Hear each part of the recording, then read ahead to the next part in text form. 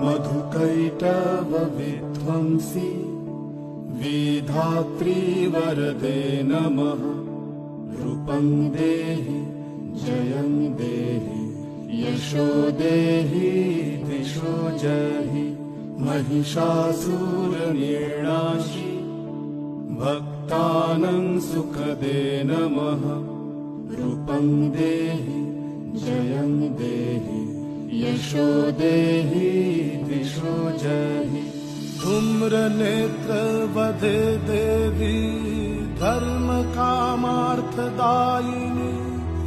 रूपं देहि जयं देहि यशो देहि दिशो जयि। रक्तबीज वधे देवी चण्डमुण्ड विनाशिनी। रूपं देहि जयं